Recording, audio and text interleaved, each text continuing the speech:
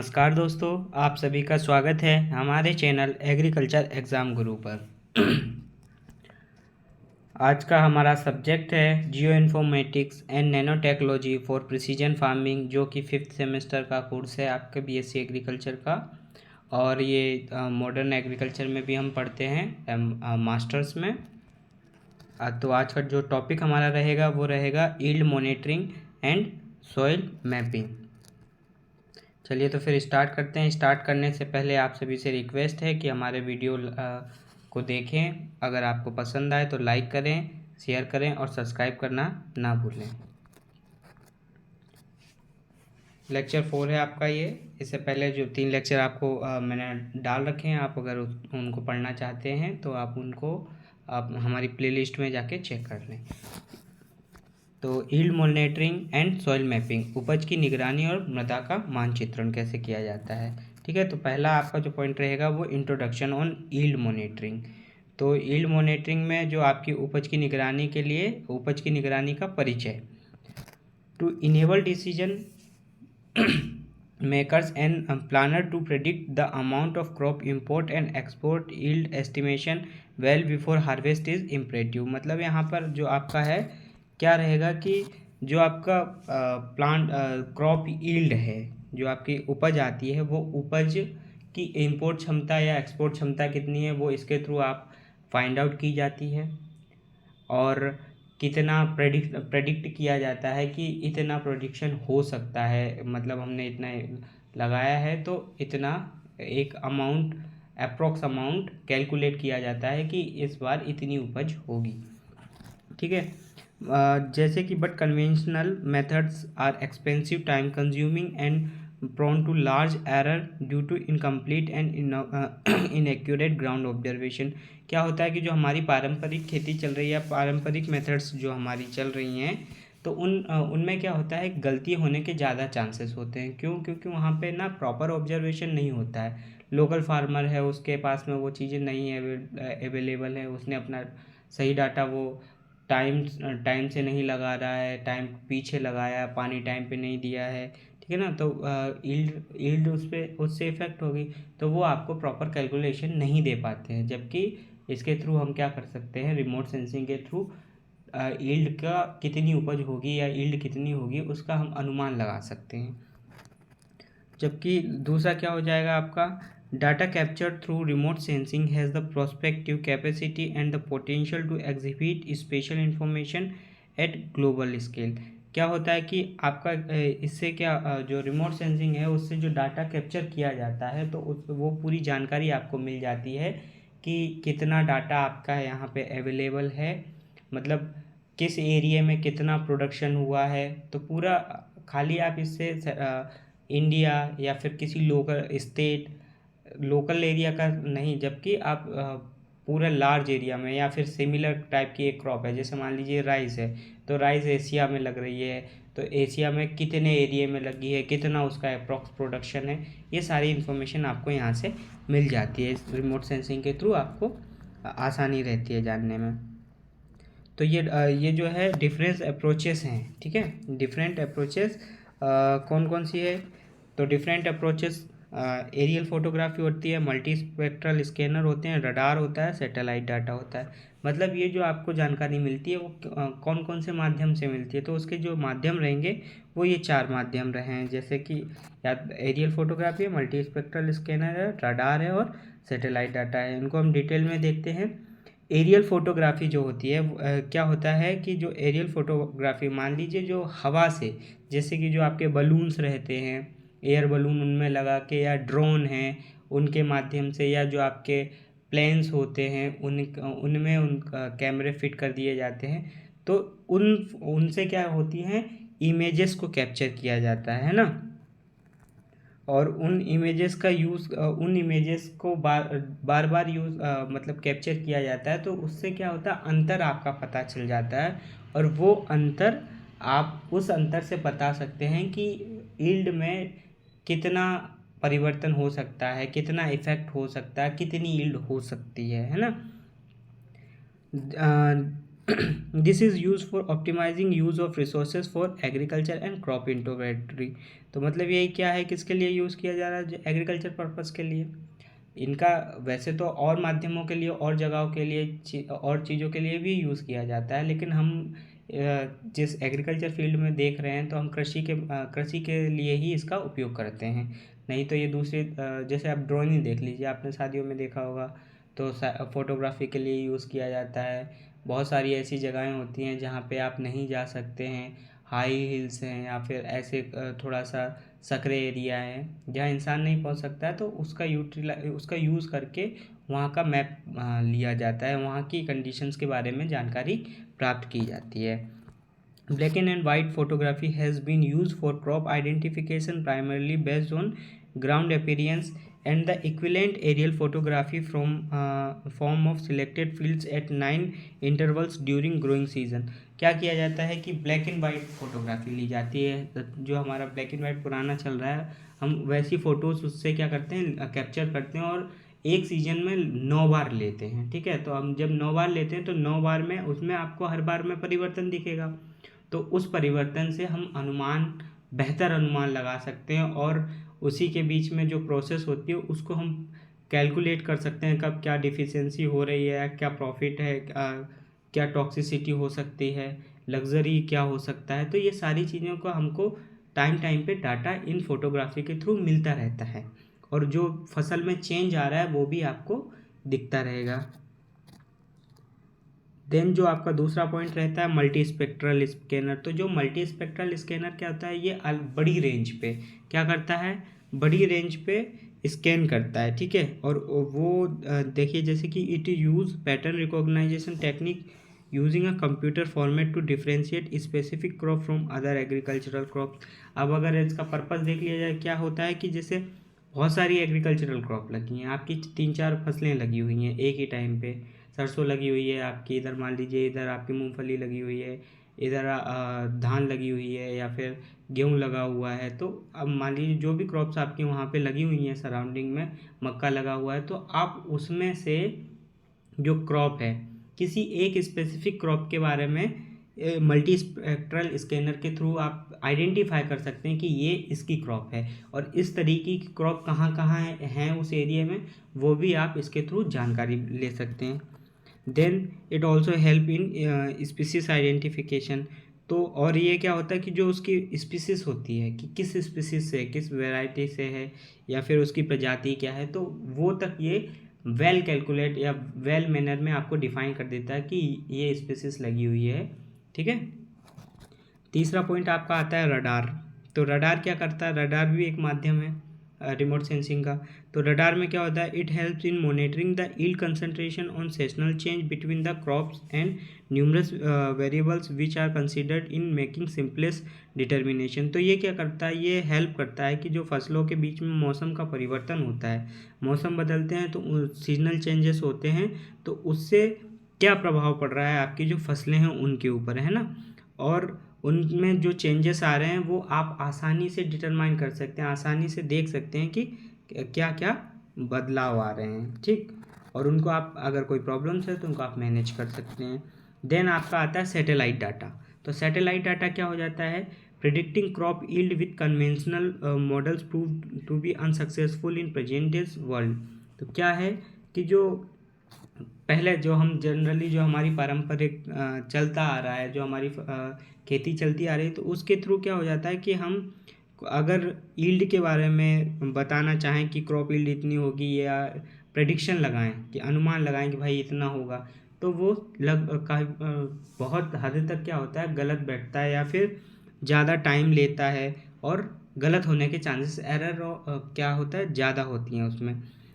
उसी की जगह जब हम रिमोट सेंसिंग का उपयोग करते हैं तो ये बेहतर तरीके से आपको और ज़्यादा इफ़िशियंटली, ठीक है, ज़्यादा एक्यूरेट प्रेडिक्शन देता है कि भाई इतना है, लगभग इस रेंज में होगा, कि आपने अगर 10 बीघा में बोया तो आपका मान लीजिए 50 कुंटल होगा। तो ये एक्यूरेसी ज़्यादा क्लियर होती है, जबकि हम अगर कन्वेंशनली देखें या परंपरागत देखे जाए तो मान लीजिए हम अनुमान लगा रहे हैं 50 का हो रहा है, 30-40, है ना, तो वो उसके और इसमें एक्यूरेसी में डिफरेंस होता है हमारा।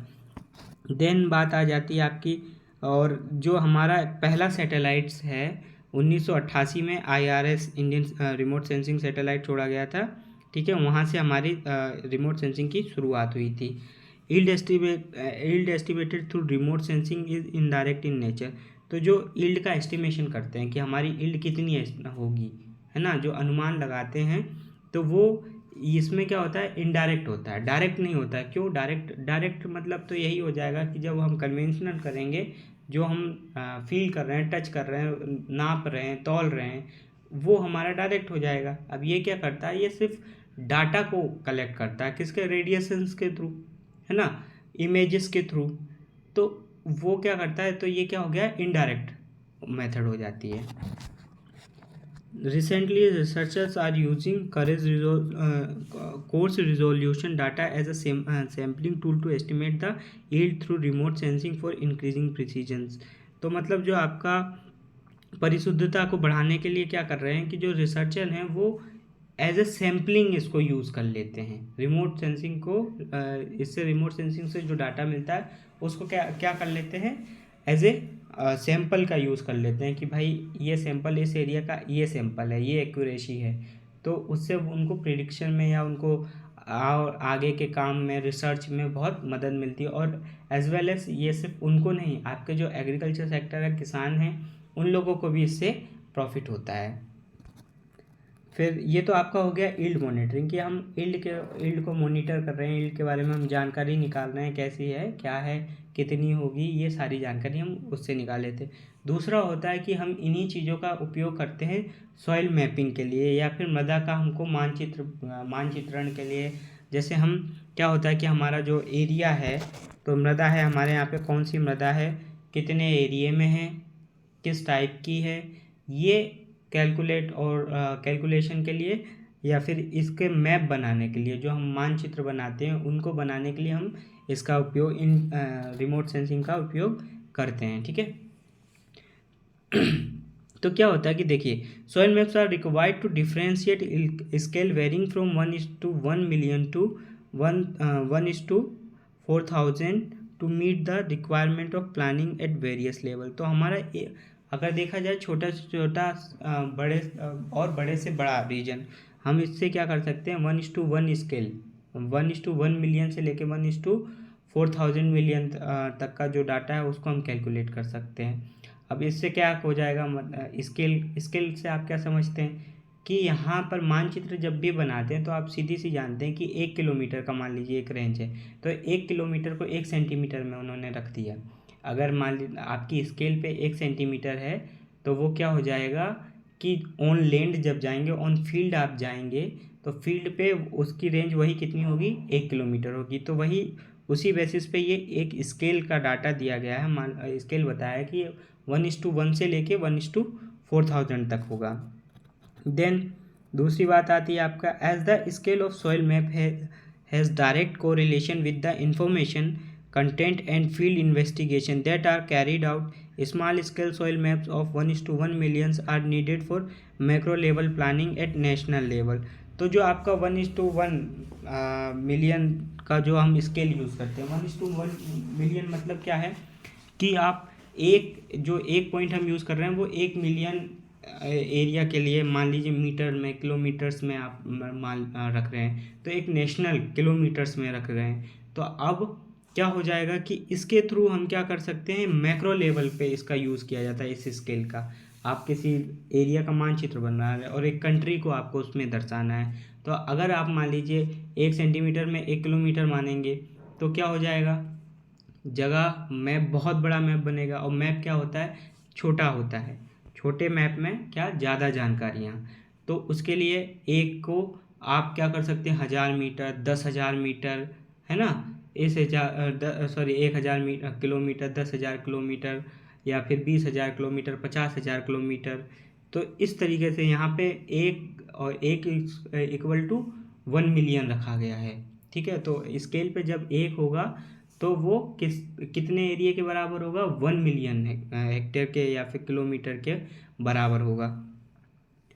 Then soil maps at 1:1 1:250,000 scale provide information for planning at regional और स्टेट लेवल। मतलब आप देखिएगा कि 1:1 मिलियन, ये आपको याद रखना पड़ेगा, यही बहुत काम की चीज़ रहती है। तो 1:1 की जब बात आ जाती है तो ये कहाँ का है, मैक्रो लेवल की बात कर रहे हैं। फिर मतलब नेशनल लेवल के लिए वही स्केल हम किसके लिए, अब जब स्टेट लेवल पे आ जाएंगे तो मतलब एरिया क्या हो जाएगा, कम हो जाएगा। एरिया कम हो जाएगा तो हम स्केल थोड़ा सा रिड्यूस कर देंगे। तो 2,50,000 मीटर या किलोमीटर रख ले रहे हैं, ठीक है, या हेक्टेयर मान के चलिए, आप सभी को रेंज हेक्टेयर मान लीजिए। तो उधर हेक्टेयर है, यहाँ पे भी आपका हेक्टेयर में चलते हैं। हम ज़मीन के लिए सॉइल की बात कर रहे हैं तो उसके लिए हम हेक्टेयर यूज़ कर लेते हैं, ठीक है। तो 1:250,000 हेक्टेयर, अगर एक स्केल कितने एरिया को बताएगी, 2,50,000 हेक्टेयर ज़मीन को के बराबर हो गई जो स्केल होगी। तो उसका, और वो किसके लिए यूज़ की जाती है, आपकी किसके लिए बनाई जाती है, रीजनल और या फिर स्टेट लेवल पे। किसी एक रीजन में, जैसे वो आपका मालवा रीजन है ना, मध्य प्रदेश का, राजस्थान का एरिया आ रहा है उसमें कुछ, या तो वो रीजन के बेसिस पे, या आप स्टेट लेवल पे मान लीजिए आपने उत्तर प्रदेश का बनाना है, आप उत्तर प्रदेश का सॉइल मैप बनाना है तो वहाँ कौन सी मिट्टी है, कितने कितने एरिया में है, उस स्केल को हम बना लेंगे। महाराष्ट्र की अलग अलग स्टेट की, ठीक है।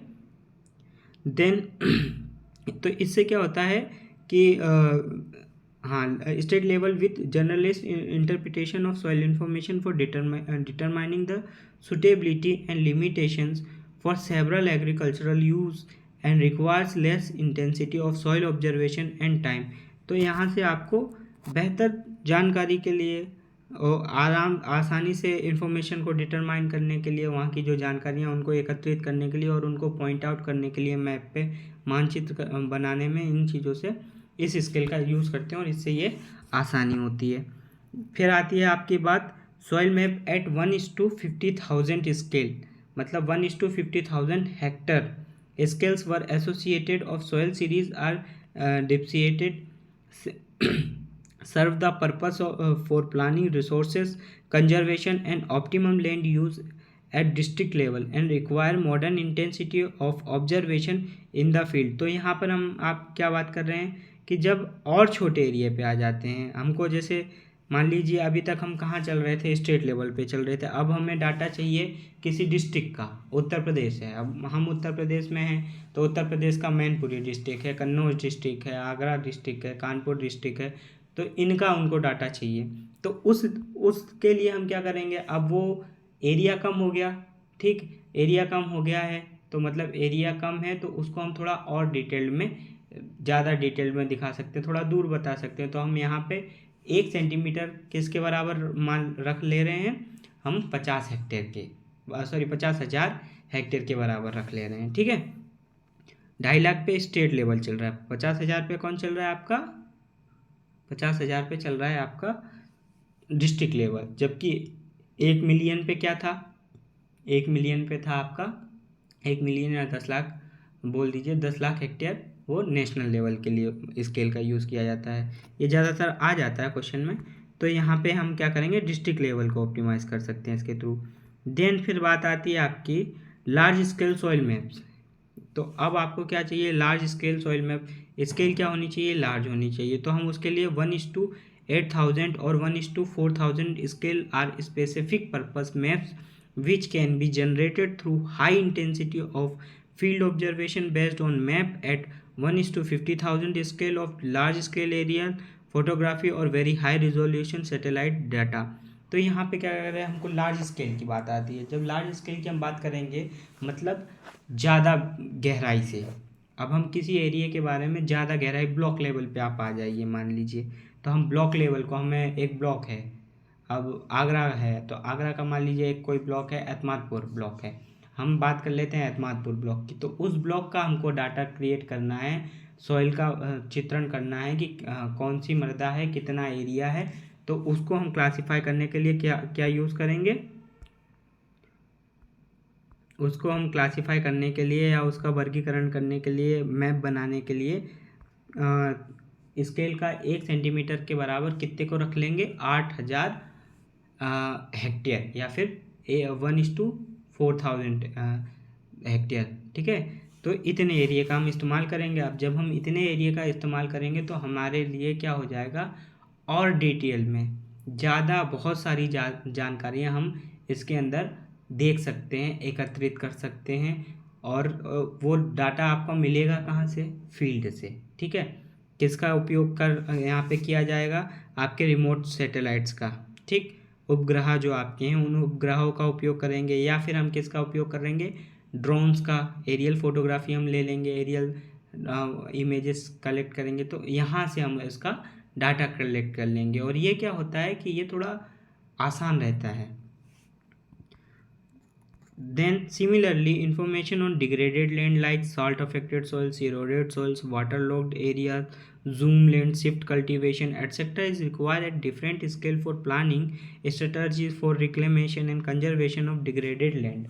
तो मान लीजिए जैसे कि अब आपका हम रीजन बता देते हैं, उत्तर प्रदेश की हैं, तो उत्तर प्रदेश का कुछ एरिया ऐसा है जहाँ पे क्या है, डिग्रेडेड लैंड है, या फिर साल्ट अफेक्टेड लैंड है। गुजरात है, यहाँ पे साल्ट अफेक्टेड लैंड है।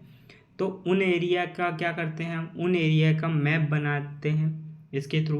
अब वो मैप बना के हम उस एरिया को कवर कर लेंगे, उसका मैप बनाया, और मैप बना के हम उसमें क्या, उसको हम किस तरीके से सुधार सकते हैं, तो वो उसको भी हम रिमोट सेंसिंग के थ्रू आसानी से सुधार, उस एरिया को हम कैप्चर कर सकते हैं और उस एरिया को सुधारने में मदद कर सकते हैं। ठीक है, देन बाद आपकी नेक्स्ट आती है application of soil mapping through remote sensing. ठीक, तो जो एप्लीकेशन कैसा, जो सॉइल मैपिंग आपने की है उसका एप्लीकेशन कैसे करेंगे रिमोट सेंसिंग का, तो रिमोट देखिए, remote sensing for soil and land degradation mapping. तो रिमोट सेंसिंग का उपयोग हम कैसे करेंगे, मृदा के लिए, या तो हम मृदा का मानचित्र बनाएं या मृदा का मैप बनाएं। ठीक, और लैंड डिग्रेडेड, जो लैंड डिग्रेडेड एरिया है, ख़राब एरिया है, अच्छा एरिया और ख़राब एरिया को डिफ्रेंशिएट करने के लिए, उसका डिग्रेडेड एरिया का मैप बनाने के लिए। ठीक है, क्षारीय मृदाएँ हैं आपकी यहाँ पे, अब वो क्षारीय मृदाएँ हैं तो उन क्षारीय मृदाओं को क्या करेंगे, लैंड डिग्रेडेशन के अंदर आएंगी। इरोडेड मृदा हैं तो वो इसके अंतर्गत आएंगी, तो उनको हम क्या करेंगे, इसके थ्रू आसानी से हम उसका मैप बना पाएंगे। Then conventional survey are subjective, time consuming and laborious. तो जो आपका पारंपरिक सर्वेक्षण चलते हैं, अब पहले क्या होता था कि पहले लोग जाते थे, अधिकारी जाते थे, जो कृषि विभाग के कुछ अधिकारी रहते थे, वो जाते थे, फिर मैप बनाते थे, एक एरिया को पूरा देखते थे कि यहाँ से इतने किलोमीटर तक ये एरिया है, तो उस रेंज को नापते थे लोग। तो वो क्या होता था, एक तो टाइम कंज्यूमिंग होता था और थकावट भरा होता था, पैसे ज़्यादा लगते थे। ठीक है, तो ये इन चीज़ों को क्या किया है, रिमोट सेंसिंग ने सॉर्ट आउट कर दिया है। अब एक फ़ोटो के थ्रू आप उस एरिया को मेज़र कर सकते हैं। ठीक है, तो ये अंतर है इसका। Remote sensing speeds up the conventional soil survey program. Remote sensing ने क्या किया है, रिमोट सेंसिंग ने वही स्पीड अप कर दिया, टाइम को बचा दिया है, पैसे को थोड़ा बचा दिया, आपकी चीज़ों को क्या कर दिया, सिकोड़ दिया है, जल्दी कर दिया है। तो ये हमारे लिए, जैसे अब हमारा मॉडर्न टाइम आ रहा है तो हर सेक्टर में क्या हो रहा है, कंप्यूटर रिमोट सेंसिंग का उपयोग हो रहा है। ठीक है, बहुत सारे सेक्टर में अलग अलग तरक्की हो रही, डेवलपमेंट हो रहा है। तो डेवलपमेंट, यही डेवलपमेंट है आपका जो आप इनको देख रहे हैं। देन आपका आ जाता है aerial photography and satellite data reduce the field work with respect to locating soil types and boundaries owing to synoptic view. तो क्या है कि एरियल फोटोग्राफी ले ली और सैटेलाइट डाटा है ले लिया, तो ये सैटेलाइट डाटा लेके एरियल फोटोग्राफी, इन सब का डाटा मिक्स करके क्या हो जाएगा, एक फील्ड को रिप्रेजेंट कर देगा, लोकेशन बता देगा, उसकी बाउंड्रीज को बता देगा। मतलब क्या, एक फील्ड प्रिपेयर कर सकता है। फॉर एग्जांपल जैसे कि आपको एक ब्लॉक है, अब उस ब्लॉक की सीमा बनानी है, सीमा कहाँ तक है वो आप कैसे देखेंगे जाके, अगर आप उस ब्लॉक के पूरा चक्कर लगाएंगे तब आप करेंगे तो वो बहुत टाइम कंज्यूमिंग रहेगा। तो क्या करते हैं कि जो सैटेलाइटल डाटा लेते हैं, सैटेलाइट डाटा लेके रिमोट से एरियल फोटोग्राफी वहाँ की ले ली जाती है। ठीक है, तो उस एरिया का मैप बनाने में आपको आसानी रहती है कि वहाँ की भाई इस एरिया की बाउंड्री कहाँ तक है, ये आप मैप के थ्रू आसानी से बता सकते हैं, है ना। और क्या हो जाएगा कि फील्ड को रिप्रेजेंट कर सकते हैं कि ये एरिया इस सेक्टर में इस जगह पे ये लोकेशन है उसका, तो आप उसकी पोजीशन भी बता सकते हैं ना। फिर बात आती है आपकी सॉइल मैपिंग मेथड की। तो जो मृदा मानचित्रण के तरीके कौन कौन से हैं, तो topographic variation is the best for depreciating soil variability. तो जो आपकी टोपोग्राफी वेरिएशन है, टोपोग्राफी क्या हो जाता है आपका जो वेरिएशन है, मतलब एरिया है वहाँ वो कैसा है, समतल है, उठावदार है, गहरा है, खाई वाला है, तो निचला है, ये सारी चीज़ें टोपोग्राफी के अंदर आ जाती हैं। तो वो सॉइल मैपिंग किसके थ्रू कर रहे हैं आप, टोपोग्राफिक वेरिएशन के थ्रू, है ना। और उसमें वेरिएशंस या वेरिएबिलिटी, उसमें बदलाव, चेंजेस क्या क्या हैं, ये आप इससे जान सकते हैं। दूसरा कैसे होगा, multi spectral satellite data is being used for mapping soil up to family associated level 1:50,000 hectare. मतलब क्या है कि मल्टी स्पेक्ट्रल सैटेलाइट्स जो हैं आपके जो उपग्रह हैं, मतलब मल्टीपर्पज़ के लिए हैं, वो मल्टी रेंज के लिए हैं। तो वो क्या कर रहे हैं, वो आपको स्पेशली वो छोटे तक उसको जूम आउट करके एक बड़े से मैप को और क्रॉप करके, हम देखते हैं जूम करते हैं मोबाइल में, उसी तरीके से जूम आउट करके, मतलब किसी और एरिया के बारे में, पर्टिकुलर आपको किसी एरिया के बारे में जानना है तो आप इससे उसको जान सकते हो, जूम आउट कर सकते हैं। वहाँ पे क्या क्या कंडीशन है, कौन सी सॉइल है, किस टाइप की सॉइल है, कितने एरिया में है, ये तक जान सकते हैं। कौन सी क्रॉप बोई गई है, उसमें स्पीसीज कौन सी बोई गई है, कितनी ज़्यादा उसकी यील्ड क्या हो सकती है, ये सब आप इससे जानकारी ले सकते हैं। पर हम यहाँ पे मृदा की बात करेंगे तो हम मल्टी स्पेक्ट्रल किसके लिए, मैप को बनाने के लिए यूज़ करेंगे। और ये क्या होता है, फैमिली लेवल तक होता है, मतलब छोटे से छोटे स्तर तक। दूसरा तरीका होता है आपका दूसरी जो मेथड होगी विजुअल इमेज इंटरप्रिटेशन, ठीक है। तो विजुअल इमेज मतलब क्या हो जाएगा, दृश्य छवि व्याख्या। अब जो देख के फोटोज़ के थ्रू जो आप बनाते हैं, it is based on shape, size, tone, shadow, texture, pattern, site and association. मतलब इन सब का मिश्रण, ठीक, एक तरीके से इन सब का मिश्रण कि आकार कैसा है वहाँ का, और वहाँ का साइज कितना है, कितने एरिया है ना, उसका टोन कैसा है, उस वहाँ की बनावट कैसी है।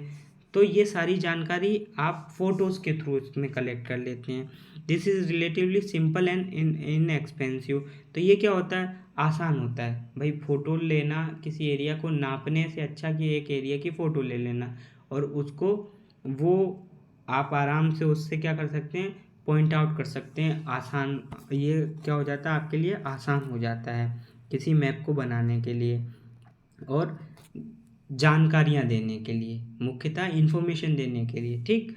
फिर देन आ जाता है आपका several workers have concluded that remote sensing technologies provide better efficiency at 1:50,000 and detailed of 1:10,000 hectare scale of mapping. मतलब बहुत सारे वर्कर्स हैं या बहुत सारे लोगों का मानना है, और ये सच भी है, कि आप क्या कर सकते हैं, इनका डाटा मैप बनाने के लिए कितना छोटा एरिया ले लेते हैं।